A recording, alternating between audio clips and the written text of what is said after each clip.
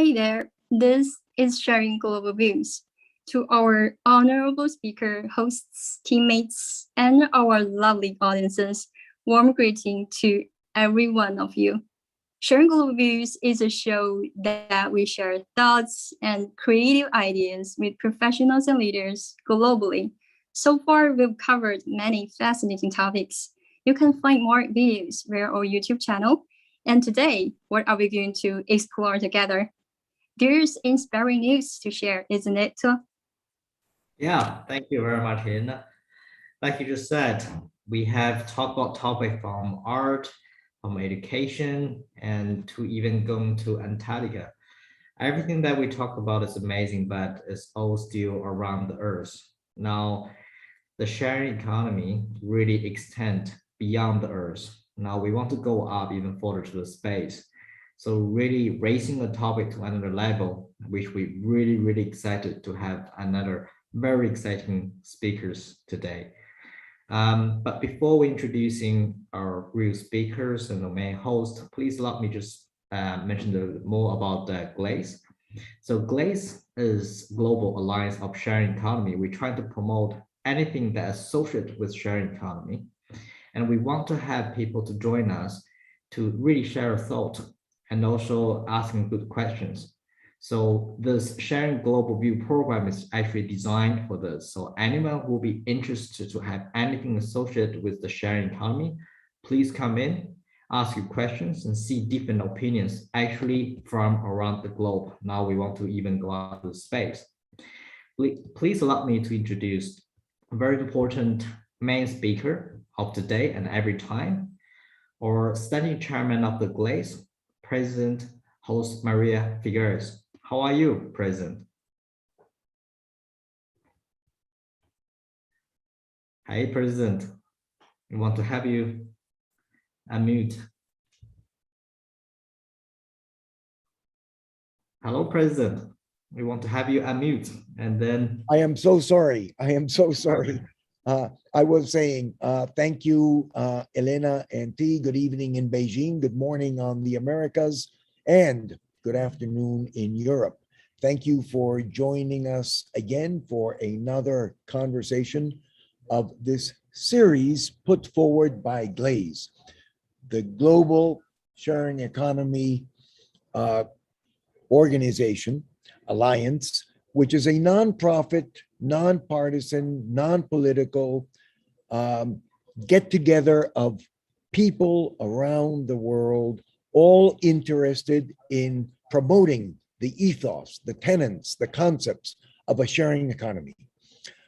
In a world where population is increasing, and we should also concern ourselves with increasing the well-being of people around the world, but in which the planet is not growing any larger and resources are finite, the sharing economy becomes a great way forward in terms of living better together, accommodating our needs without transpassing the planetary boundaries of Earth. And this opportunity to speak about the sharing economy brings us John Spencer. He is the founder and president of the Space Tourism Society, which he will tell us all about. He's a co-founder and chief designer of Mars World Enterprises.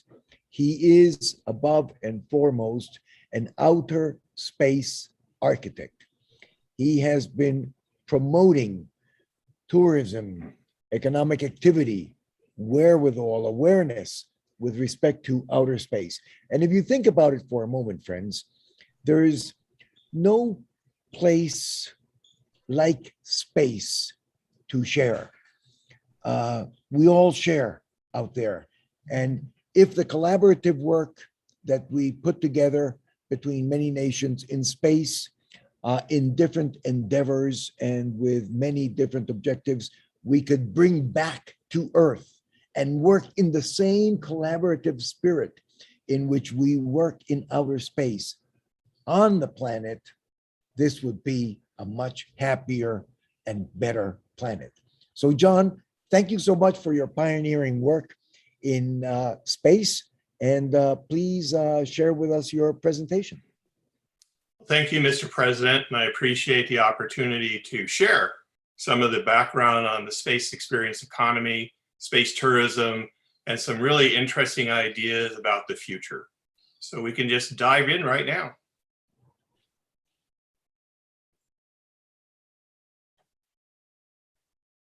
And I do it, like I say, appreciate you inviting me to this. This is a very interesting organization you have, and I agree that sharing opinions, ideas around the world is a way of people collaborating and getting to know each other. So we can go to the next slide.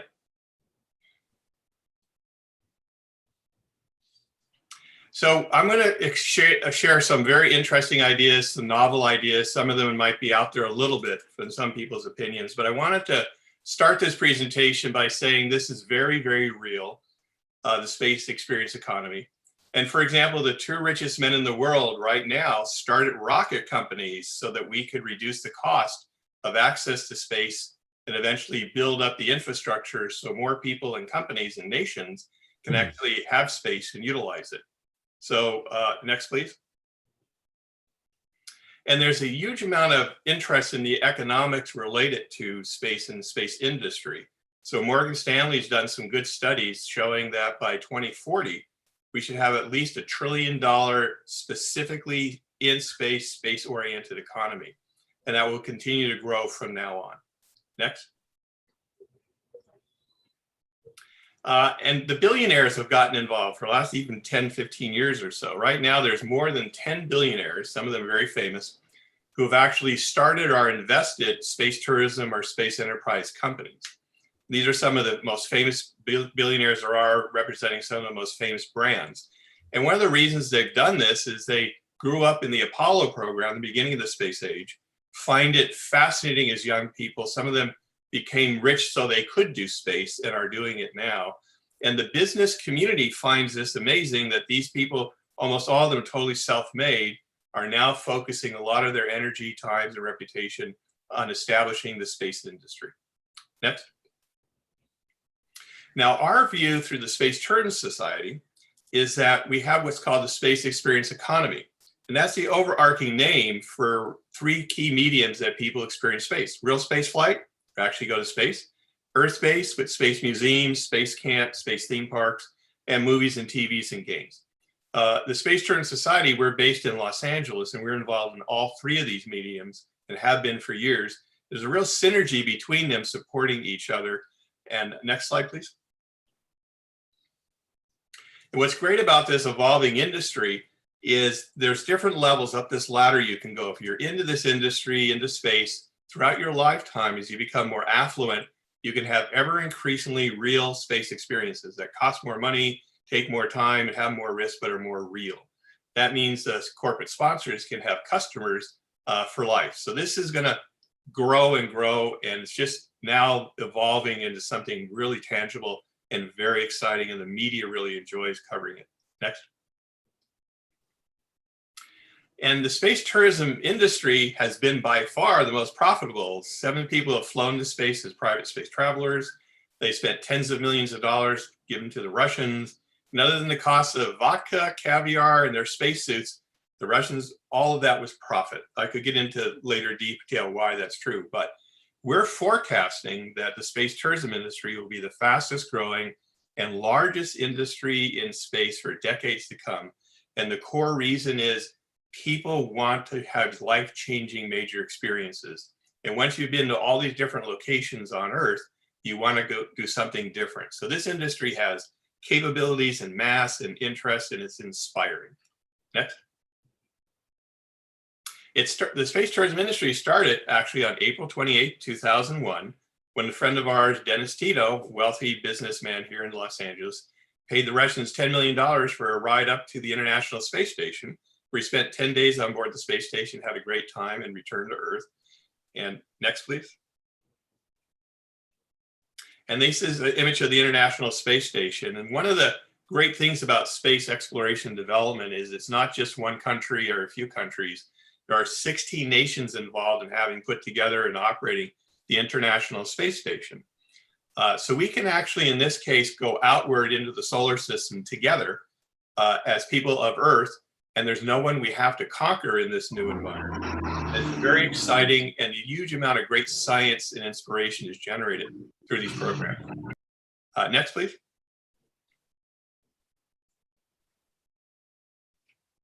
These are the 6 people who flew after Dennis. And what's interesting with these people, they've all returned, and I know most of them pretty well, and had that life-changing experience of seeing Earth from space. Is called the overview effect, where you see the whole planet, no borders, how beautiful our planet is. And people come back with a desire to share this unique experience with everyone and to talk about how we of planet Earth, you know, we're all astronauts essentially on a big spaceship Earth. What's also interesting here is one fellow, Charles Simoni, flew twice. So we've now had a repeat customer for space tourism. Next. So real space flight. Let's look at what's happening there. Of course, most of you probably know about SpaceX and the advantages that they have actually being able to go to orbit. Boeing is working on their own rocket system and capsule to take people to orbit. Next. But SpaceX is remarkable. They have an operating system of taking people to and from space and cargo supplying the space station. And what's really cool is Elon Musk is an innovator, an entrepreneur. And on one of the missions a number of years ago, he actually flew his Tesla. He's also co-founder of Tesla Motors. Flew his Tesla into space. It's in space right now. And the astronaut's a mannequin called Starman. Virgin Galactic recently had its first passenger flight. That was in July. That does suborbital flights. They actually do not orbit the planet. Space Perspective has a wonderful, amazing project that they've raised a lot of money for. They're going to be flying in 2023. A beautiful spherical gondola under a large balloon, high altitude up into the stratosphere. So you see Earth with the curvature, dark sky, very soft and mild flight up and flight down. So many more people who can't take the zero gravity or the G's of rocket flight can actually fly this. Next. And Jeff Bezos formed Blue Origin and flew actually in July 20th, the anniversary of the Apollo 11 landing. And his vision has always been since high school to become wealthy so he could invest and develop space infrastructure so we could move out into the solar system.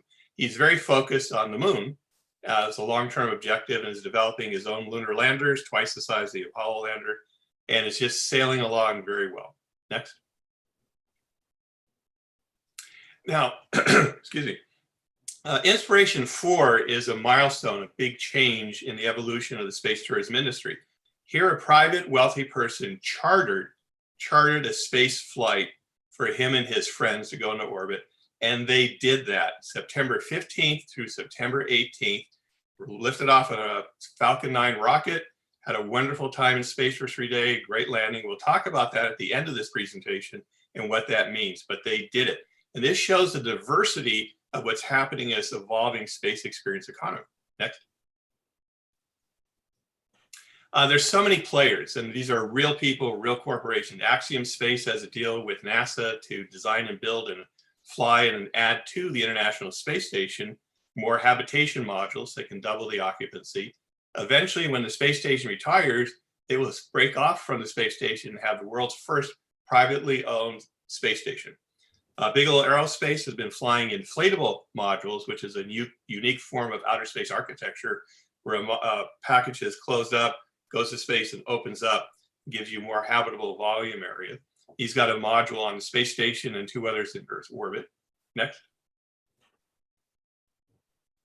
And just a while ago, a Japanese billionaire made a deal with Elon Musk to have a lunar flyby. That's where you actually take off from the Earth, go around the moon, and just return back. And you experience what's called Earthrise. You see the Earth rising above the rim of the moon. That hasn't happened with anyone for 50 years about. So within the next 2 to 3 years, we'll actually have the extension of space tourism to flybys of the moon. Space Adventures is also planning flybys of the moon as well. Next. Now, Earth-based simulations. Next. So Earth-based space tourism is thriving. hundreds of millions of people a year go to space-themed or science-themed attractions, shows, museums, science centers. And there's billions of dollars in planning for new space attractions in the works right now. The National Air and Space Museum in the United States gets 3.5 million people. And here's a very interesting fact. When you count up all the space attractions in the United States alone, there's more around the world. That's about 18 million people a year go to those attractions. They physically get up and go to the attractions. And that's almost as many people who go to the very famous Universal Studios, the 2 studio theme parks in the United States. So there is millions of people a year that have space-related experiences on Earth. The Kennedy Space Center, where the Apollo missions launch, and where now Elon launches his rockets, is expanding with more attractions and shows. One of my companies has a proposal for a $2 billion Mars-themed entertainment attraction for Las Vegas called Mars World. Next. And in Mars World, the concept, it's a city of the future you get to visit, and the future is a key part of the theme. The city is on Mars, but it's in the future. So we have a huge range of ability to tell stories and to show technologies and a positive, healthy view of the future. Next. In Los Angeles, they're going to be building a $250 million building to house the real space shuttle Endeavour. And it'll be raised upright in what's called the vertical stack. It's going to be an amazing attraction and a hub of space activity and programming and STEM science education. Disney's had since 2003 its pavilion at the Epcot Center called Mission Space. About 5 million people a year take a trip to Mars and back. So since it's been open, almost 90 million people have been to Mars and back. And all these Earth-based attractions connect people to space and inspire young people to go into careers in space. Next. There are 27 spaceports around the world right now, and more are in planning stages. This is images of Spaceport America, where Virgin Galactic is actually based out of. And this building was purposely built to be a spaceport and to engage in private space enterprise. So Earth-based infrastructure in support of space access and information and education is very strong and growing. Next. Space Camp in Huntsville, you might have heard about that. The last 40 years, almost 1 million kids have actually gone to space camp, summer camp, teamed up and done space missions in a wide variety of missions with the shuttle and all kinds of different things. And a number of them have gone on to become professional astronauts. So these camp experiences, and kids love space, are very enhancing to get kids interested in math and science and to have careers in technology areas. And this is one of my favorites. Space VR is merging entertainment industry with technology and space imaging, where you get to wear these VR goggles and you have live streaming from the space station going over the planet. So you have real images of the Earth, and then you're in a buoyancy tank that's enclosed, so it's silent, and you're floating in the salt water, and you feel as though you're observing space in zero gravity. And they're building more of these facilities around the world. Next. Movies and TV. For many years, I've been a consultant for movies and television shows on space-related things. And right now we have something very exciting happening, a new kind of space race. So Tom Cruise had announced last year that he wanted to fly to the space station with his director and film guy and actually film scenes inside the space station for a theatrical movie, one of the Mission Impossibles. Now the Russians said, hold on there. So they want to fly up one of their actresses and directors first and beat Tom Cruise, and that's going to be on October 5th is when they fly. So we have this interesting competition of who's going to be the first A-list group to actually film theatrical scenes for a feature movie inside the space station. And NASA has said, great, let's do it. And this is very exciting to see this new space movie, space race happening. Next. And there are 2 major groups right now putting together in pre-production these major television shows modeled after Survivor, where the contestants will compete and the winner of these shows are actually flown to the International Space Station. So here's a way of, if you don't have millions of dollars, actually competing to actually be able to fly to space station and experience space. This is very exciting. You'll hear more and more about this. Next. And beyond the technology, you have to get into space fashion, space food, space music. How do you create these wonderful space experiences? And since the early 80s, we've actually modeled the space tourism industry after the cruise line industry. It's a very good industry model. With all the elements you have in a cruise ship, we want to be on orbital cruise ships. So that widens the range of disciplines involved in designing and creating and operating these ships. And next.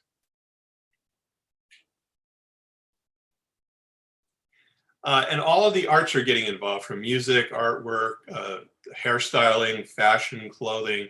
So more and more people who never thought in their lives they'd be involved in space are engaging in their ways through their creative efforts to help us move outward into space. This is a very exciting time. We call it the space renaissance, where anyone can get involved and bring their ideas to the table. Next. So I'm going to show you a few future things, but I always like to start off with this, this little slide. So this is from Arthur C. Clarke, one of the great science fiction writers. And I've experienced this in my life, most of my life, where I come up with ideas and when it says, you know, it's impossible, don't waste my time. They say it's possible, not worth doing. And then they say it's a good idea and I'm going to invest now. So that's pretty typical of new ideas and concepts. So next. So this is my concept and space architecture design for an orbital super yacht modeled after ocean yachts, super yachts. And my concept is to migrate the ocean yachting industry and the richest people and richest corporations in the world into having the orbital yachting industry, and then eventually lunar yachting, so that those powerful people who have influence can actually go to space, have that overview experience, and hopefully come back and themselves saying, I want to do more for everyone on this planet. Also, this is a cool, fun thing to design, orbital super yachts. Next.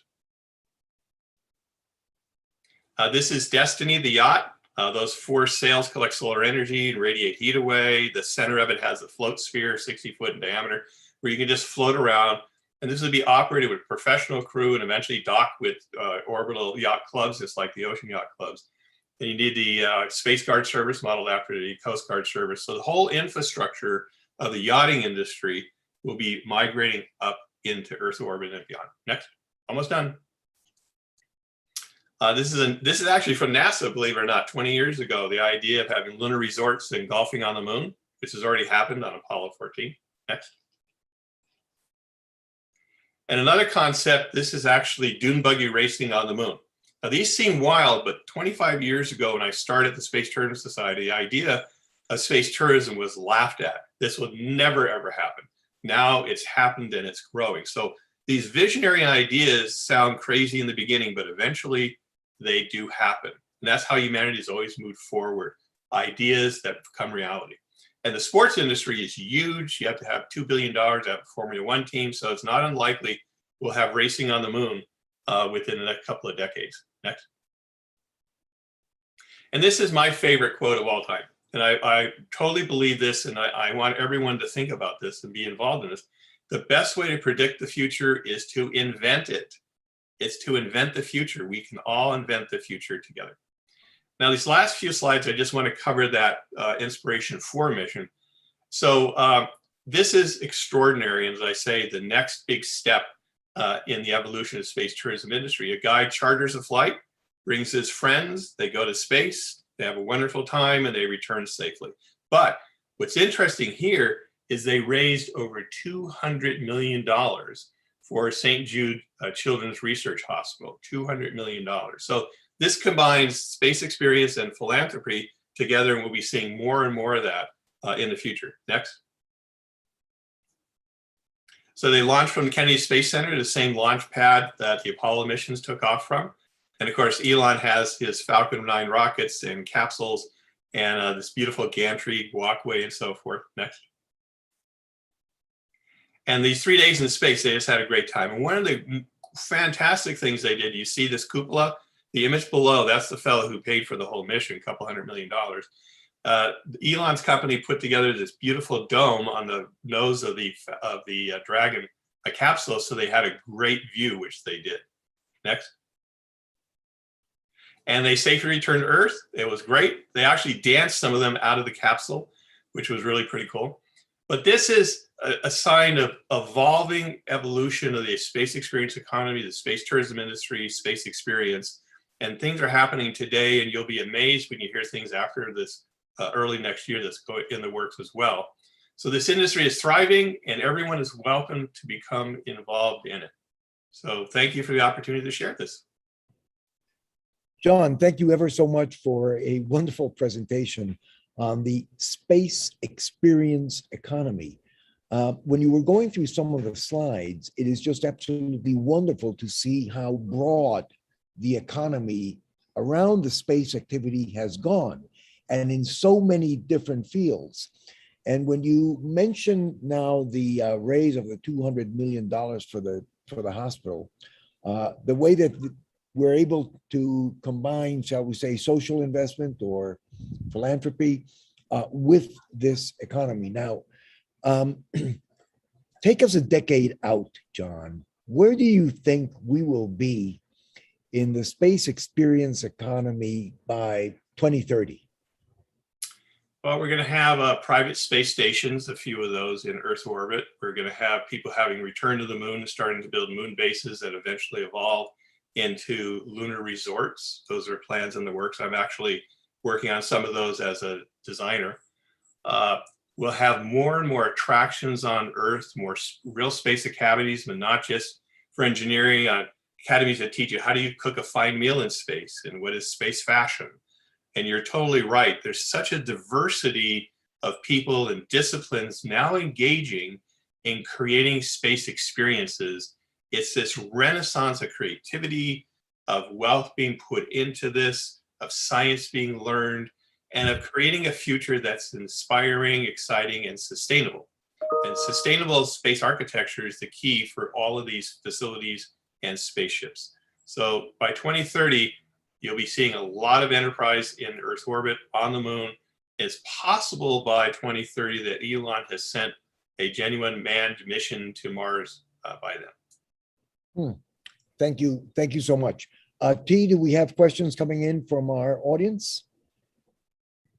Yes, sir. Actually, we get a very good friend of us, Mr. Scott William. He's unable to attend due to bad connection, but he said, please ask this question to John. What is your inspiration about Mars World? And will there be Mars beer, Mars cocktails, Mars language? Yeah, Yes. absolutely. We know Scott, he's a great friend. The concept of Mars World is the city of the future. It's all inside this large dome. And all the things you see at a city, from restaurants to culture to art to entertainment to all kinds of things, will be happening. But thematically, in this invented world, we're inventing a world within our vision of the future and all this. So Martian beer, for sure, it'll be very light because of the low gravity. That's a Mars joke, actually, low gravity, light beer, that kind of stuff. We're working on the humor part, don't worry about it. But we hope to build these around the world, 3 or 4 of them, and let them be hubs, centers where people come together. We're going to build Mars World communities where they're involved with some of the creative work and finding jobs. And one of the key things I'm asked many times is from people who are almost feel desperate. They want to go to space, they can't afford it, they don't think they're going to win a competition or a contest. What do they do? And I look at them and I tell them, well, work in space. Work in space. We need people to be on these orbital cruise ships to cook and clean and to guide them and to be the captain, maids in space, performances. And I've seen numerous times people who seemed almost desperate brighten up saying, oh my gosh, I never thought I could have a career in space and I could go many times because it's my job. And that opens a whole universe of a life for someone that they could be involved in something they care about and are excited about. Mm-hmm. John, one of the areas that I would like to ask you about is research, scientific research, because I imagine that there must be a plethora of opportunities to conduct scientific research in space that, for different reasons, gravity being one of them, perhaps may not be conducted on Earth. What about that, and where do you see the most promising fields? I'll start with the end of your question. Part of the most promising is sustainability, because spaceships and moon bases and lunar resorts and Mars cities have to be as self-sustaining as possible, recirculating the environment, growing their own food, being concerned of every ounce of energy and so forth. So a lot of work is being done on how do you make space facilities more self-sustaining. For research, there's a huge, you're right, range of research being done from unmanned vehicles. We've now visited all of the planets in our solar system with our space probes. Right now, there are 3 active rovers on Mars, every one of them collecting information and data, sending it back to Earth. Out of the 18 satellites that are in Martian orbit, 8 of them are still in operating, getting a huge amount of science. But one of the core things that NASA is shifting toward, and other space agencies are collaborating, is looking backwards on Earth and dealing with issues of climate change. And we've learned more about climate change, the oceans and the upper atmosphere, from space and our satellites, our weather satellites and our climate monitoring satellites, than from any other physical source. But there's research into most of the research on the International Space Station is medical. How do people stay healthy in space? How do you deal with radiation issues and so forth?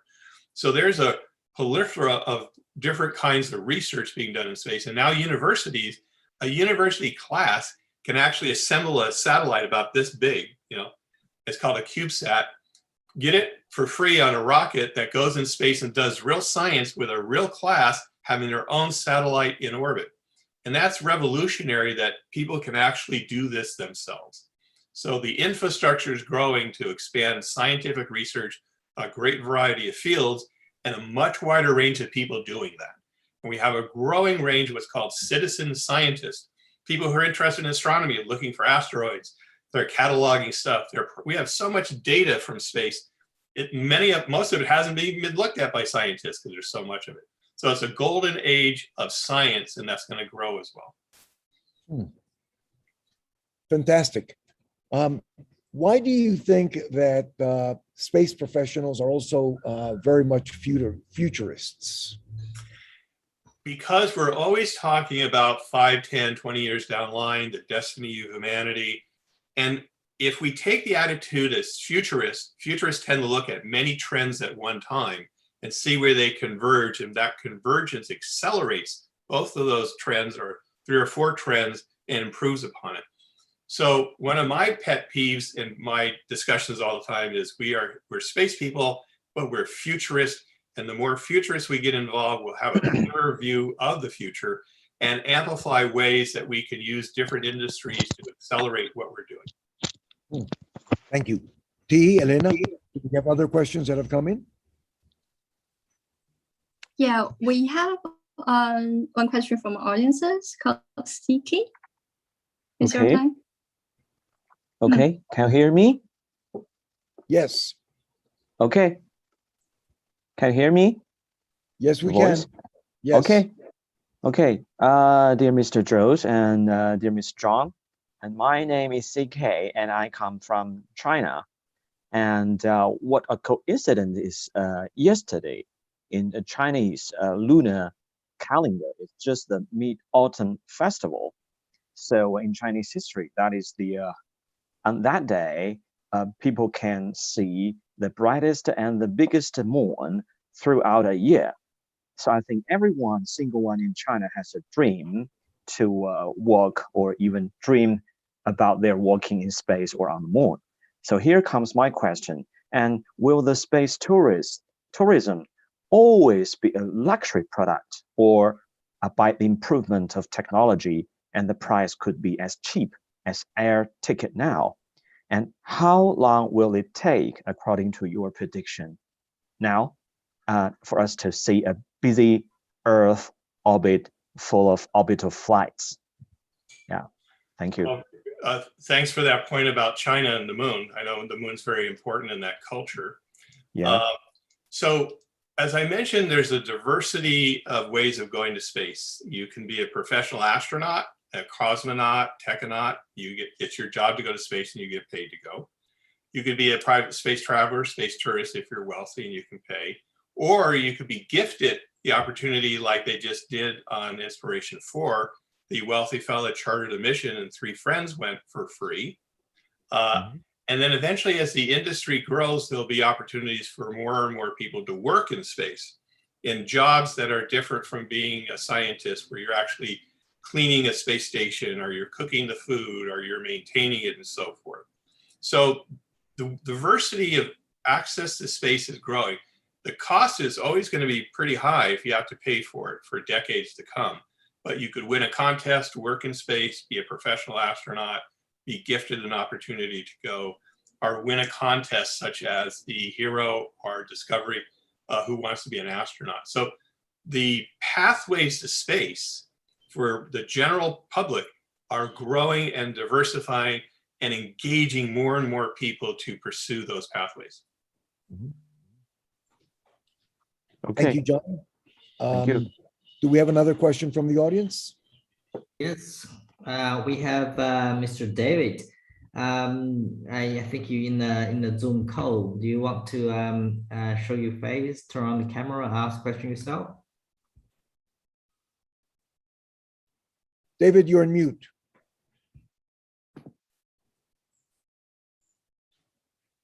Here I am. Do you hear me? Yes, perfectly.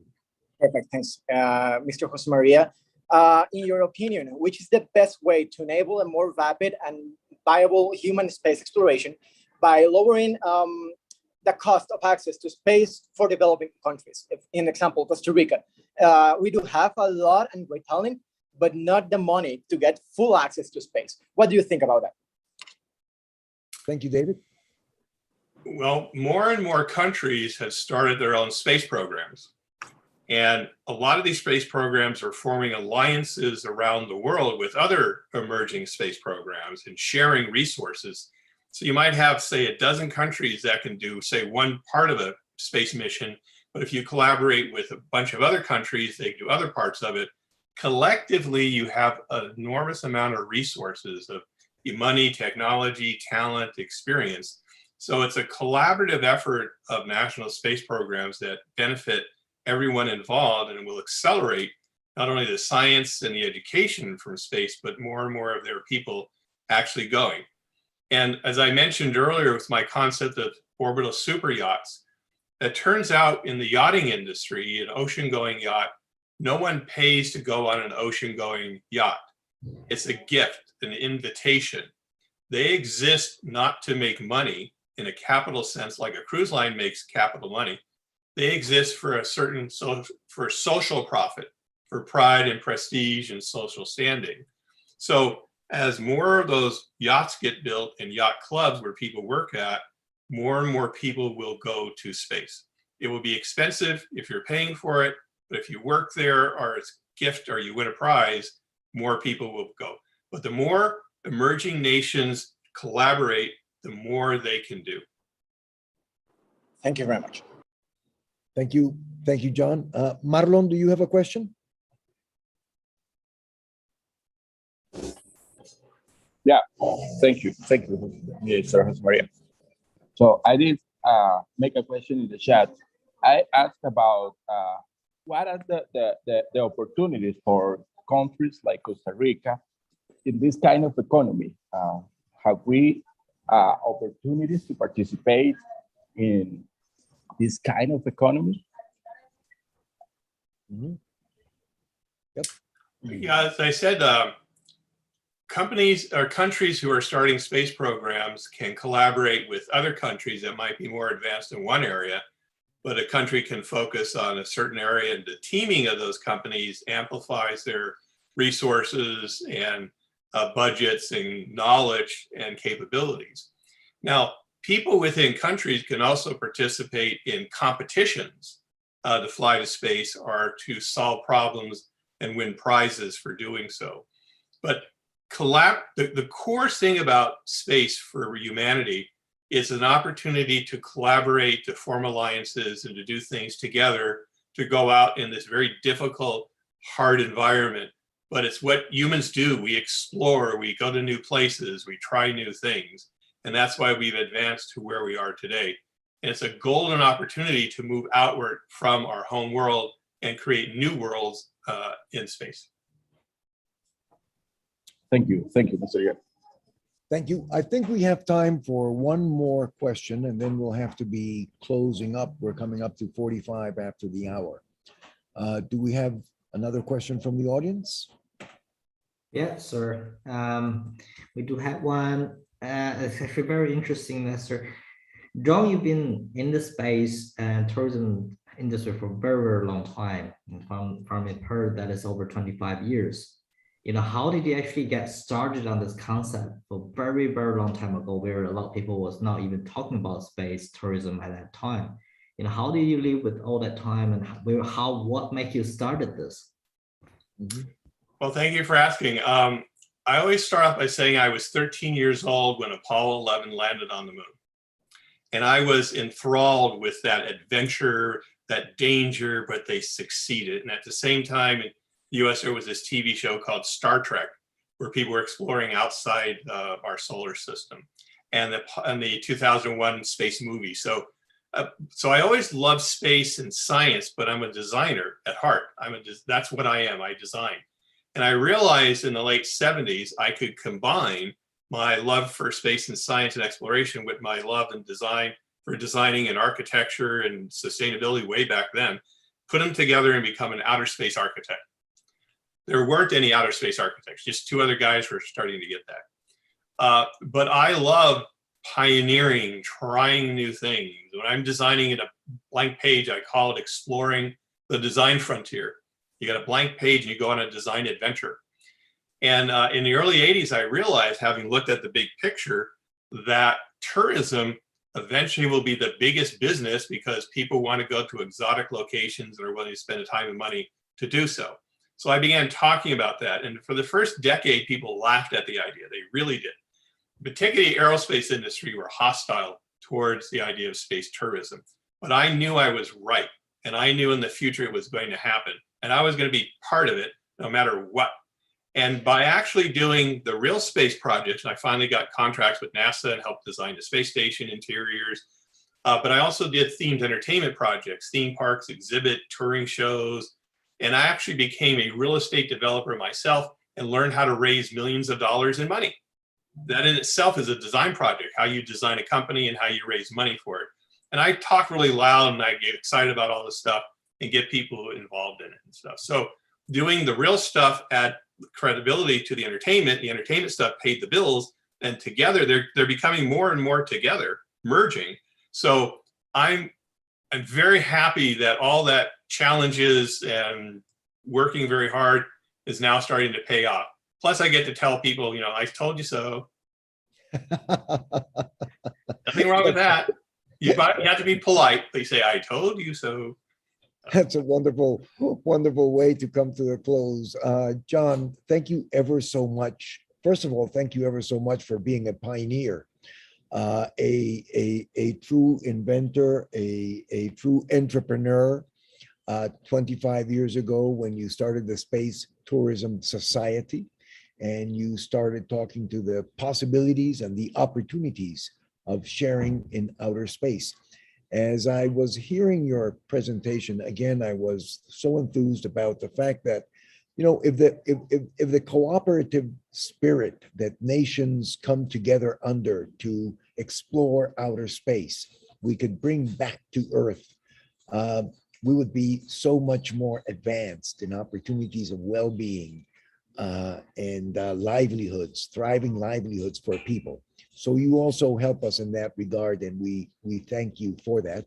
Your presentation on the space experience economy and how broad it has gone in only so few years, and your vision of where we could be by 2030 is, well, inspiring.